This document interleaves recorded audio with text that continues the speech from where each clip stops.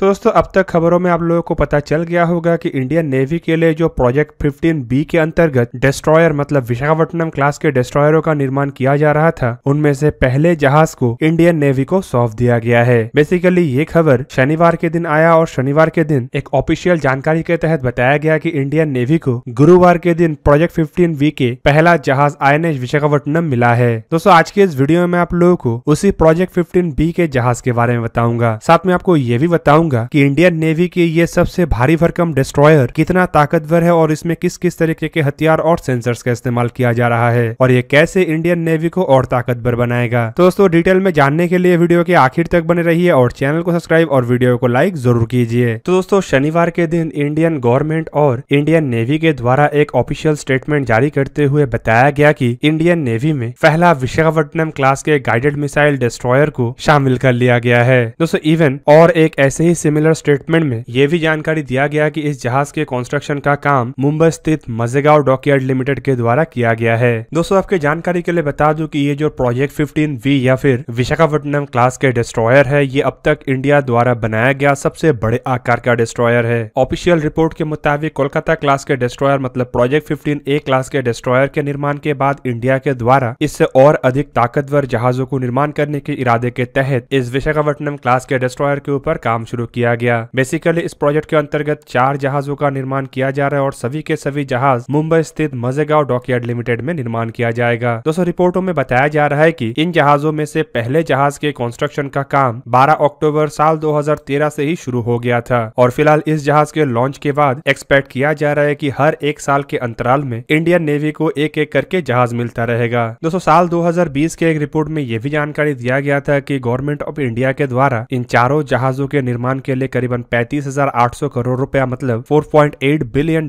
खर्चा किया जा रहा है। मतलब हर एक जहाज के लिए गवर्नमेंट ऑफ इंडिया 8,950 करोड़ मतलब $1.2 बिलियन खर्चा कर रहा है। दोस्तों जहाजों के अगर पूरा इतिहास को देखा जाए तो साल 2011 में ही कैबिनेट कमेटी ऑन सिक्योरिटी मतलब CCS के तरफ से कोलकाता क्लास के डिस्ट्रॉयर के कॉम्प्लीमेंट के रूप में इन जहाजों को निर्माण करने का निर्देश दिया गया था। पहले जहाजों को लेकर करीबन $4 बिलियन खर्चा किया जाना था, लेकिन बाद में हथियारों के पैकेजों को मॉडर्नाइज करने के साथ साथ थोड़ा बजट बढ़ भी गया। दोस्तों वैसे अगर देखा जाए तो बताया जा रहा है कि ये जो जहाज है इसे कंस्ट्रक्ट करने के लिए कोलकाता क्लास के जैसे इतने लंबे समय तक इंतजार करना नहीं पड़ेगा, क्योंकि ये कोलकाता क्लास के कॉम्प्लीमेंट के रूप में ही बनाया जा रहा है और कोलकाता क्लास के साथ भी इसके कई सारे सिमिलरिटीज है और इस वजह से करीबन इस प्रोजेक्ट में $1 बिलियन तक सेव करना भी संभव हो पाया है। दोस्तों इन जहाजों को अगर देखा जाए तो ये करीबन 7,300 टन वजनी है, जबकि फुल लोड के साथ जहाजों का वजन 8,100 टन तक हो जाता है। जहाजों के आकार को देखा जाए तो ये जहाज 163 मीटर मतलब 535 फीट लंबा है, जबकि इसके चौड़ाई करीबन 17.4 मीटर मतलब 57 फीट और इसका ड्राफ्ट करीबन 6.5 मीटर मतलब 21 फीट है। इसमें combine gas and gas propulsion system का इस्तेमाल किया गया है। रिपोर्ट के मुताबिक जहाज में 2 जोरिया M36E गैस टरबाइन के साथ 4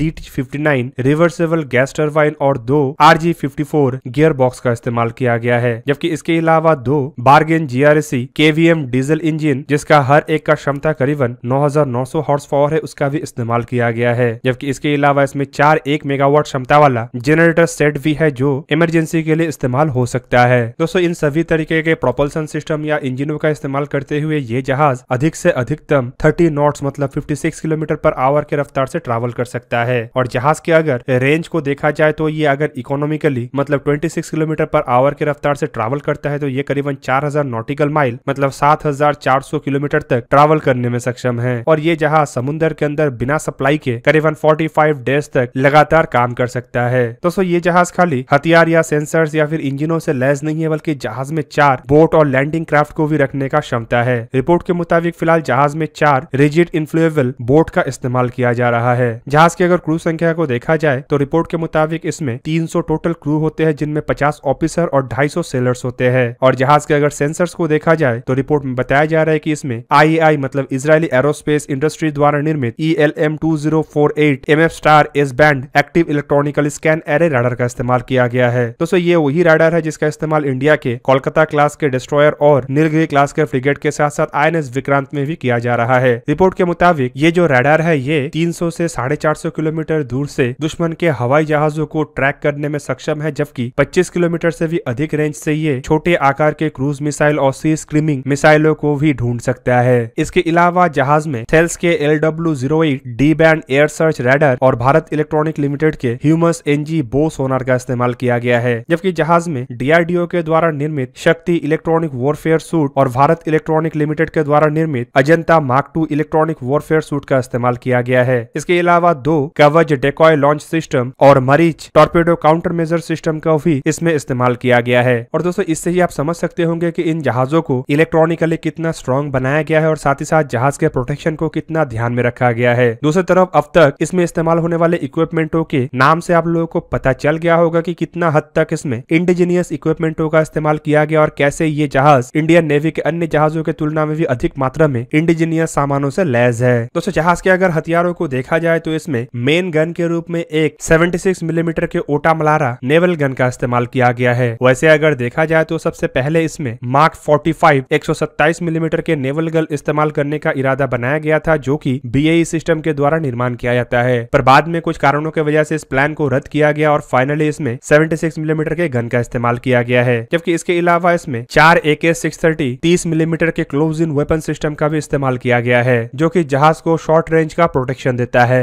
इसके अलावा अगर देखा जाए तो मिसाइल के रूप में इसमें 32 ऐसे वर्टिकल लॉन्चिंग सिस्टम है जिसके द्वारा ये बराक 8 ER जैसे सरफेस टू एयर मिसाइलों को दाग सकता है। दोस्तों रिपोर्ट में बताया जाता है कि बराक 8 ER मतलब एक्सटेंडेड रेंज बराक 8 मिसाइल करीबन 500 मीटर से लेके 150 किलोमीटर तक दुश्मन के हर तरीके के हवाई खतरे को न्यूट्रलाइज कर सकता है, चाहे वो दुश्मन के मिसाइल हो, अनमैन एरियल व्हीकल हो, फाइटर एयरक्राफ्ट हो या फिर हेलीकॉप्टर। जबकि हवाई सुरक्षा करने के अलावा ये जहाज दुश्मन के जमीनी और समुद्री ठिकानों के ऊपर भी ताबड़तोड़ हमला करने में सक्षम है। और रिपोर्ट में बताया जा रहा है कि इसमें एंटी शिप और लैंड अटैक के रोल के लिए 16 वर्टिकल लॉन्चिंग सिस्टमों को लगाया गया है, जिसके द्वारा ये ब्रह्मोस जैसे anti ship land attack cruise missile का इस्तेमाल कर सकेगा। इवन ये भी बताया जा रहा है कि इस तरीके के वर्टिकल लॉन्चिंग सिस्टम का इस्तेमाल करते हुए इंडिया के द्वारा निर्माण किए जाने वाले लैंड अटैक मिसाइलों के इस्तेमाल भी किया जा सकेगा। दोस्तों एंटी सबमरीन वॉरफेयर को अगर देखा जाए तो जहाज में 4 533 मिलीमीटर के टॉर्पेडो ट्यूब लगाया हुआ है, जिसके द्वारा भारत के तरफ से ही निर्माण किया हुआ वरुणास्त्र टॉर्पेडोज को दागा जा सकता है। जबकि इसके अलावा इसमें 2 RVU 6000 anti submarine rocket launcher भी लगाया गया है। इवन दोस्तों ये जो जहाज है ये इतना बड़ा है कि इसमें 2 हेलीकॉप्टरों को भी एकोमोडेट किया जा सकता है। और रिपोर्ट के मुताबिक फिलहाल जहाजों के लॉन्च के बाद इसमें सी किंग मार्क 42B